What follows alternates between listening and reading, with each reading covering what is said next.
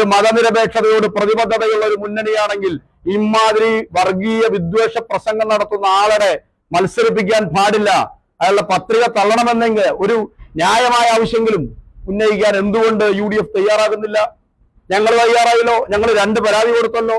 ഇത് ഇയാളെ മത്സരിപ്പിക്കാൻ പാടില്ലെന്ന ആ പരാതിയിലുണ്ടല്ലോ. ആ പരാതിയുടെ കോപ്പി നിങ്ങൾക്ക് സപ്ലൈ ചെയ്യാം.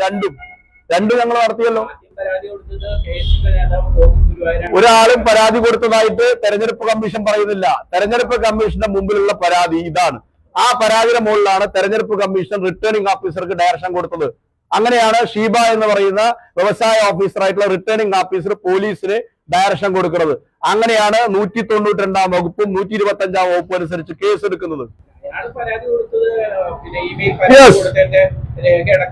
UDFന്റെ ഔദ്യോഗികമായ ഒരു നേതാവും അവിടെ ഒരു സംഘടനാ സംവിധാനം, ഇത് ഞങ്ങൾ LDF-ന്റെ തെരഞ്ഞെടുപ്പ് കമ്മിറ്റി ആലോചിച്ച് തെരഞ്ഞെടുപ്പ് സംവിധാനം ആലോചിച്ചിട്ടാണ് ഈ നടപടി സ്വീകരിച്ചത്.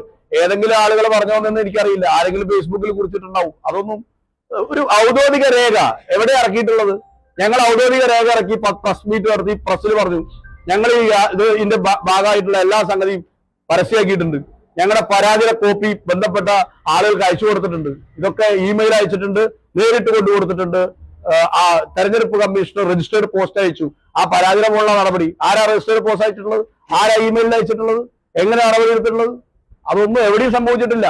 ഇതൊക്കെ അന്വേഷണത്തിന്റെ അടിസ്ഥാനത്തിലാണ് പറയുന്നത്. ഒരു തെരഞ്ഞെടുപ്പിൽ ഗൗരവപ്പെട്ട പരാതി കൊടുക്കേണ്ടത് KSU നേതാവാണെന്ന് പറഞ്ഞാൽ അതിനേക്കാൾ ഏറ്റവും ഇതായിട്ടുള്ള ഇതൊരു ഗതികേടാവും UDF-ന്റെ.